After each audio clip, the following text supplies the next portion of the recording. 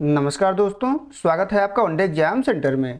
दोस्तों, आज के वीडियो में हम लोग अनुवाद का अर्थ एवं परिभाषा के बारे में चर्चा करेंगे और जानेंगे कि अनुवाद किसे कहते हैं और अनुवाद को विभिन्न विद्वानों ने किस प्रकार से परिभाषित किया हुआ है। तो चलिए वीडियो को शुरू करते हैं। अनुवाद का सामान्य अर्थ होता है एक भाषा में व्यक्त विचारों को दूसरी भाषा में यथावत रूपांतरित करना, यानी एक भाषा में कोई विचार व्यक्त किया गया है या एक भाषा में कोई ग्रंथ लिखा गया है, जब दूसरी भाषा में हम उसको रूपांतरित करते हैं या दूसरी भाषा में हम उसको ट्रांसलेट करते हैं तो उसी को अनुवाद के नाम से जाना जाता है। अनुवाद को अंग्रेजी में ट्रांसलेशन कहा जाता है और यह जो ट्रांसलेशन शब्द है ये लैटिन से निर्मित हुआ है। लैटिन के दो शब्दों से यह बना हुआ है। पहला शब्द है ट्रांस और दूसरा शब्द है लैटस। ट्रांस का अर्थ होता है पार और लैटस का अर्थ होता है ले जाना, यानी एक स्थान से दूसरे स्थान पर ले जाने को हम ट्रांसलेशन कहते हैं। यानी एक भाषा में कोई सामग्री दी हुई है, उसको दूसरी भाषा में जब हम ले जाते हैं, दूसरी भाषा में जब हम उसको रूपांतरित करते हैं तो उसी को ट्रांसलेशन के नाम से जाना जाता है। अब यह जो अनुवाद शब्द है यह संस्कृत से निर्मित हुआ है। अनुवाद शब्द संस्कृत की वद धातु में अन उपसर्ग और घन प्रत्यय लगने से बना हुआ है। जो वद धातु है इसका अर्थ होता है बोलना या कहना, और जो अन उपसर्ग है इसका अर्थ होता है पीछे या बाद में, यानी किसी कही गई बात को कहना या किसी बोली गई बात को फिर से बोलना अनुवाद के नाम से जाना जाता है। यानी इसका जो शाब्दिक अर्थ हो गया वो किसी के कहने के बाद कहना या कही गई बात को दोहराने को अनुवाद के नाम से जाना जाता है। ज्ञान विज्ञान और साहित्य के वैश्विक आदान प्रदान के लिए अनुवाद आज के युग की अनिवार्य आवश्यकता बन गई है। और यह जो अनुवाद है यह द्विभाषिक प्रक्रिया होती है, यानी इसमें दो भाषाओं का होना अनिवार्य होता है। एक भाषा होता है स्रोत भाषा और दूसरी भाषा होता है लक्ष्य भाषा। जो स्रोत भाषा होता है वह भाषा होता है जिससे अनुवाद किया जाता है, और जो लक्ष्य भाषा होता है वह भाषा होता है जिसमें अनुवाद किया जाता है। जैसे एक भाषा हिंदी है और दूसरी भाषा अंग्रेजी है। जब हम हिंदी से अंग्रेजी में अनुवाद करते हैं तो हिंदी जो है स्रोत भाषा कहलाएगा और अंग्रेजी जो है लक्ष्य भाषा कहलाएगा। हमने यहाँ पर क्या किया, हिंदी में जो विचार व्यक्त किया गया है उसको अंग्रेजी में फिर प्रस्तुत कर दिया, तो हिंदी स्रोत भाषा हुआ और अंग्रेजी लक्ष्य भाषा हुआ। यानी अनुवाद के लिए दो भाषाओं का होना अनिवार्य होता है, एक स्रोत भाषा और दूसरा लक्ष्य भाषा। अनुवाद का मुख्य कार्य स्रोत भाषा के अर्थ और संदेश को सुरक्षित रखते हुए लक्ष्य भाषा की प्रकृति के अनुसार ढालना होता है। यानी लक्ष्य भाषा की जिस प्रकार की प्रकृति है उसमें स्रोत भाषा के अर्थ को और संदेश को सुरक्षित रखते हुए ढालना होता है। यानी जब हम अनुवाद करते हैं तो हम यह ध्यान रखते हैं कि स्रोत भाषा में जो अर्थ दिया गया है, जो संदेश और जो विचार उसमें व्यक्त किया गया है वो सुरक्षित रहे, वो बदले न।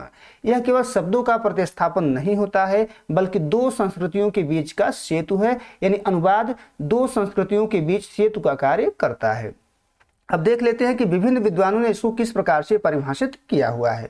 पहली परिभाषा है डॉक्टर भोलानाथ तिवारी की, और डॉक्टर भोलानाथ तिवारी ने इसको परिभाषित करते हुए लिखा है कि एक भाषा के विचारों को दूसरी भाषा में रूपांतरित करना ही अनुवाद है। यानी एक भाषा में कोई विचार दिया गया है, एक भाषा में कोई ग्रंथ लिखा गया है, जब हम दूसरी भाषा में उसको रूपांतरित कर देते हैं तो उसी को अनुवाद के नाम से जाना जाता है। अगली जो परिभाषा है वो देवेंद्र नाथ शर्मा की है, और देवेंद्र नाथ शर्मा ने अनुवाद को परिभाषित करते हुए लिखा है कि एक भाषा की ध्वनियों, शब्दों और पदबंधों के स्थान पर दूसरी भाषा की उपयुक्त ध्वनियों, शब्दों और पदबंधों का प्रयोग करना ही अनुवाद है। यानी एक भाषा में जो ध्वनियाँ दी गई हैं, जो शब्द दिए गए हैं, जो पदबंध दिए गए हैं, उसको उसी के अनुकूल जब दूसरी भाषा में हम प्रस्तुत करते हैं तो उसी को अनुवाद के नाम से जाना जाता है। यह जो परिभाषा है ये भाषा के व्याकरणिक और संरचनात्मक पक्ष पर जोर दिया गया है, यानी व्याकरण पर इसमें ज्यादा जोर दिया गया है। अगली जो परिभाषा है वो डॉक्टर रीता रानी पालीवाल की है।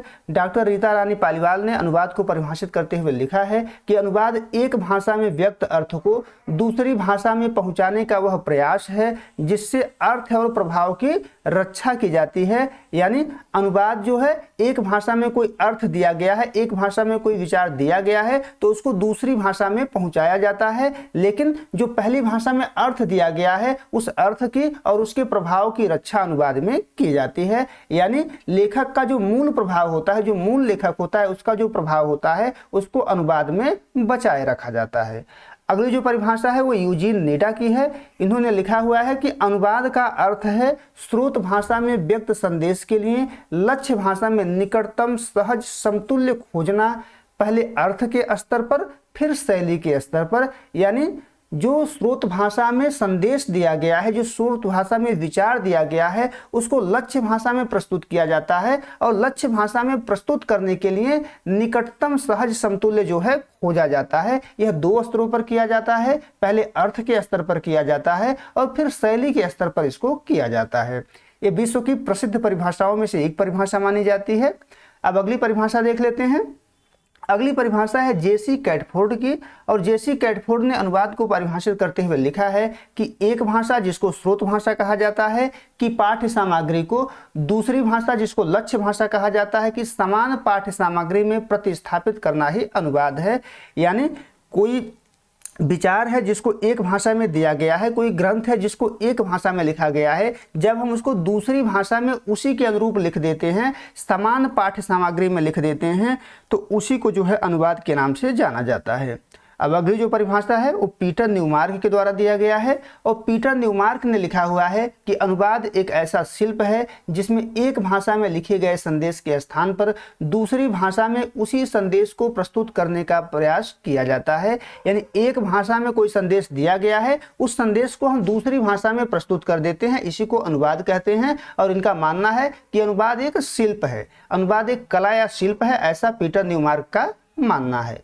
अगली परिभाषा देख लेते हैं जो सैमुअल जॉनसन की है, और सैमुअल जॉनसन ने अनुवाद को परिभाषित करते हुए लिखा है कि अनुवाद का अर्थ है एक भाषा के अर्थ को दूसरी भाषा में इस प्रकार परिवर्तित करना कि मूल भाव और प्रभाव यथावत बना रहे। यानी इनका मानना है कि इसमें एक भाषा के अर्थ को दूसरी भाषा में प्रस्तुत किया जाता है, लेकिन मूल भाव और प्रभाव यथावत बना रहे, इसका ध्यान इसमें रखा जाता है। जॉनसन के अनुसार यदि अनुवाद मूल रचना जैसा प्रभाव नहीं छोड़ता तो वह सफल अनुवाद नहीं माना जाता है। ये विभिन्न विद्वानों के द्वारा दी गई परिभाषाएं थी। उम्मीद है आपको ये वीडियो पसंद आया होगा, आप समझ पाए होंगे कि अनुवाद किसे कहते हैं और अनुवाद को विभिन्न विद्वानों ने किस प्रकार से परिभाषित किया हुआ है। अगर आपने अभी तक हमारे चैनल को सब्सक्राइब नहीं किया है तो चैनल को सब्सक्राइब कर लीजिए, वीडियो को लाइक और शेयर कर दीजिए। बहुत बहुत धन्यवाद।